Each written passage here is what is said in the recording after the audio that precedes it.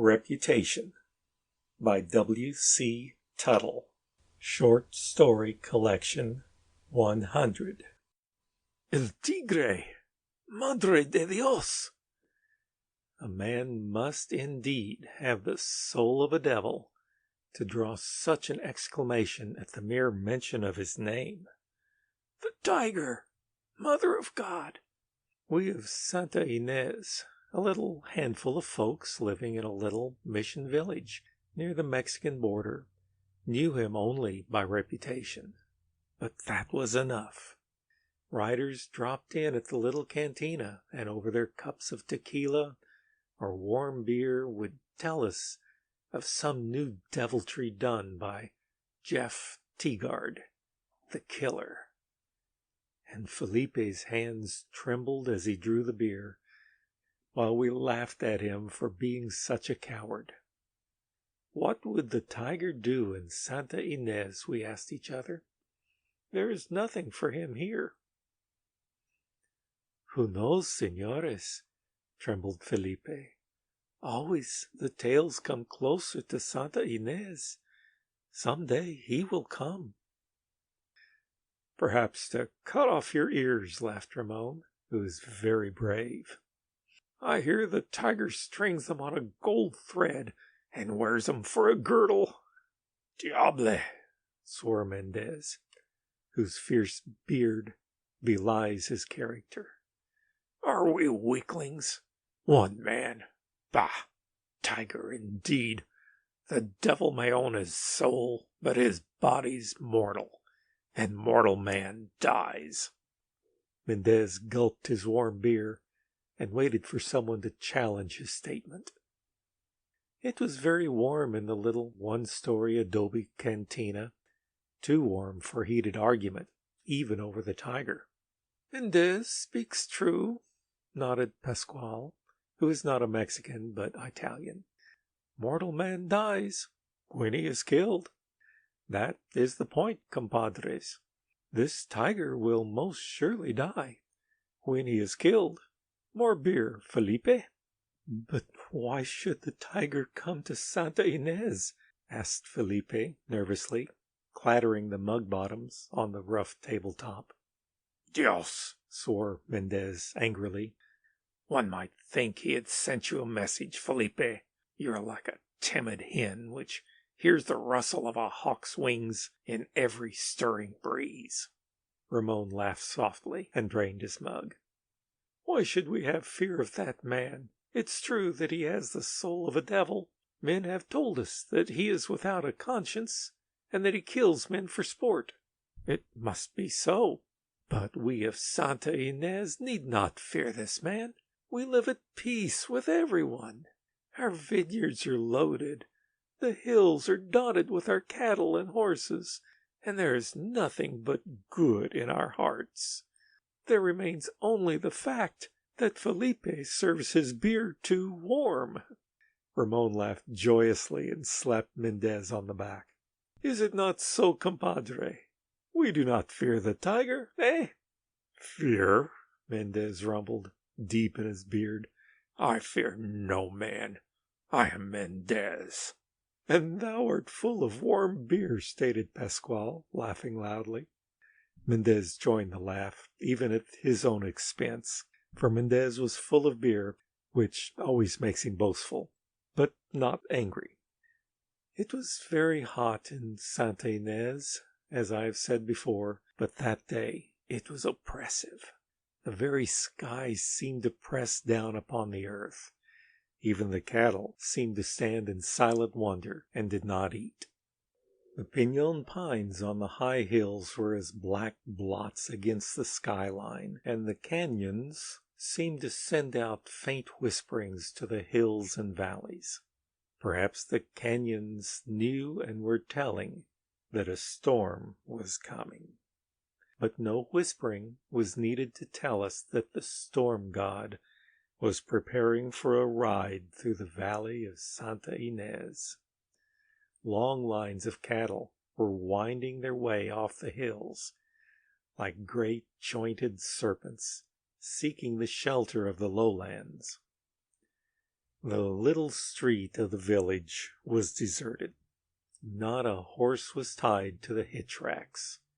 The bright colors of the adobe houses had faded in that queer light and were now only a gray. Gone were the laughing voices of the children which had filled the street. Even the dogs were in hiding. It was as if a great calamity had fallen, although there was nothing except fear and caution.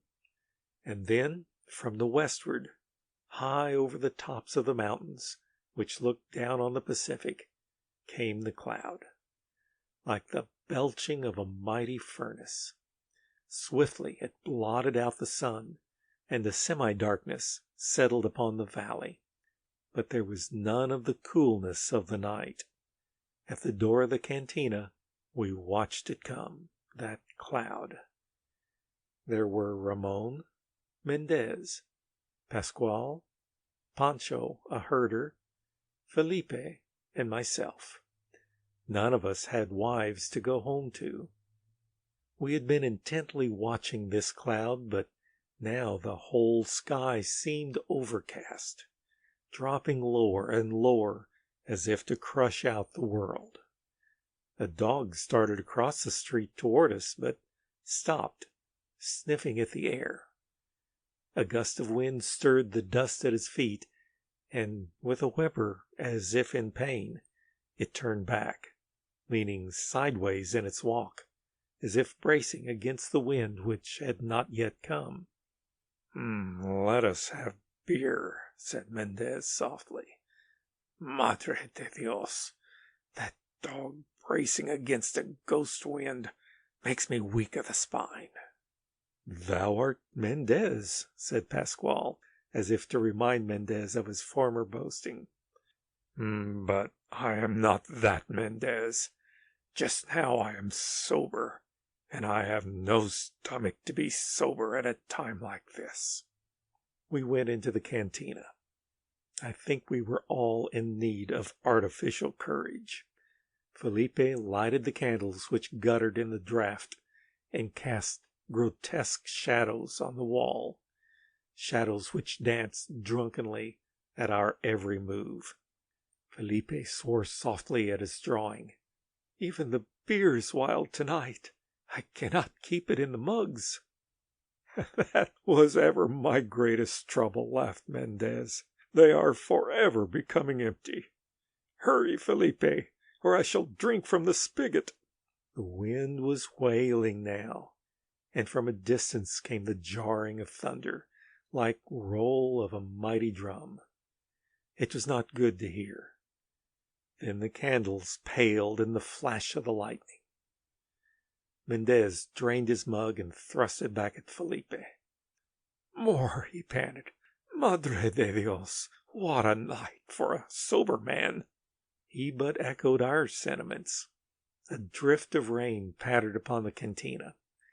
Then, like the roar of a stampeded herd, the storm was upon us. We sat in awe as the cantina seemed to fairly writhe in the grasp of that mighty wind, and the thunder beat a devil's tattoo on our very roof. Flash after flash, so close together that they seemed one great light. The lightning seemed to hiss through that whirling, howling tempest, and the swirling candle flame danced the shadows on the wall whenever the lightning ceased for a moment. Felipe was praying on his knees, with his forehead against a beer cask. I think I laughed, but it was not with mirth. I could see Mendez, his eyes shut tight and lips moving. Perhaps I might have prayed, but I knew no prayer at that time. My thoughts were jumbled. The door crashed open, letting in a mighty swirl of wind and rain, which extinguished the candles. I sprang across the room and forced the door shut. I thought there was someone near the door, but could not see. Ramon was lighting the candles, bringing the room back to a half light again. The wind roared against the door, rattling the bar as if angry at being cheated. I was looking at Mendez, and he was no longer praying. His eyes were wide open now, and he was staring toward the door. I turned. Just between me and the door stood a man whose eyes glittered like beads under the brim of his rain-drenched sombrero. The evils of purgatory showed in every line of his face, the hawk-like nose, scarred chin, and thin-lipped, grinning mouth. 2 heavy revolvers rested in holsters at his hips, and the cartridges in his crossed belts gleamed like points of light. He wore black leather chaparejos with wide flaring sides which flapped like the wings of a great buzzard. "Ah, ha, ha, ha, ha!" He laughed at us mockingly, while the water spewed off his clothes and ran in dirty puddles along the dirt floor. "Welcome, Senor," said Pascual in a weak voice. "What need have I of welcome?" The man's voice was like the hoarse croak of an angry buzzard. He took a step forward and dropped his claw-like hands to his holsters. "Afraid to talk?" he sneered. "Know who I am?" He leered around at us and hunched his shoulders as if about to attack. "I am the tiger." No need to tell us that. We knew it. His looks did not belie his reputation, for he was every inch a killer. Perhaps he could see the fear in our eyes, and it served to fan his devilish egotism. He leered at Felipe, who crossed himself, and the action caused the tiger much merriment. "What do you want here?" queried Ramon huskily. "Want? Ha ha ha!" He threw back his head and laughed, but his beady eyes watched closely. "What does a tiger always want?" He shoved out a claw-like hand, opening and closing it. "Gold! Give me your gold, all of it!" "I have little gold, senor," whined Felipe. "We are poor people in Santa Ynez." The storm still raged, but we gave it no heed now. "Liars!" snarled the tiger. "I teach men to tell the truth. Give me the gold, fool!" Felipe got slowly to his feet and moved back of his small counter where he kept his money. "Stop!" commanded the tiger. "Do you think I'm a fool?"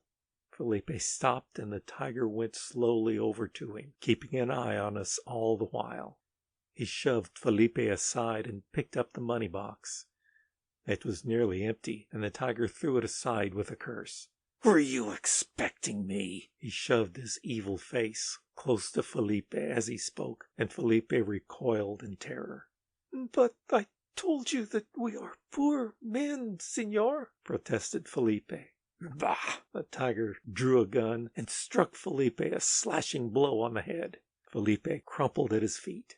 It was a dastardly thing to do, and I sprang to my feet, but the unwavering muzzle of the gun pointed straight at my middle, and I sat down again.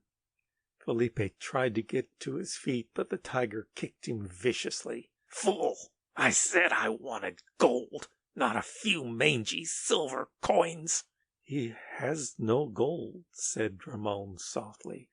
"He does not lie, senor." "Did I speak to you?" asked the tiger angrily. "When I ask for your gold, you may lie, if you dare." It was a strange sight there in the little cantina.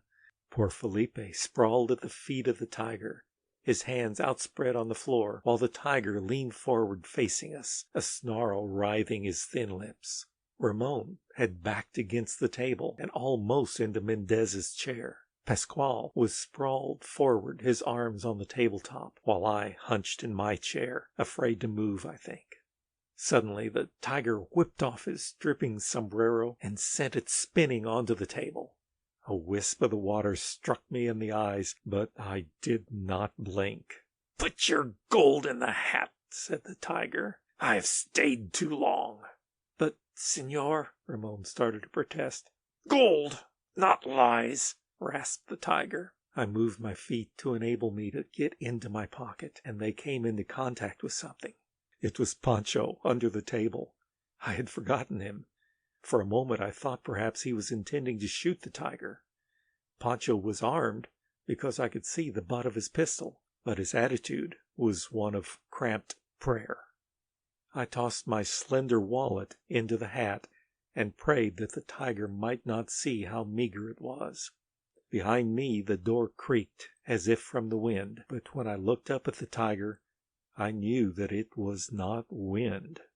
He was standing in the same position, gun leveled at us, but the sneer seemed frozen on his face, and his eyes were dilated.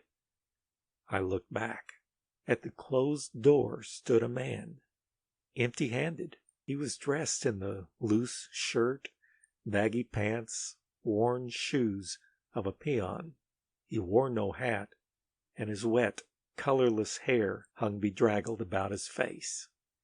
He was rather scrawny-looking, thin of face, and his eyes were gray and very level.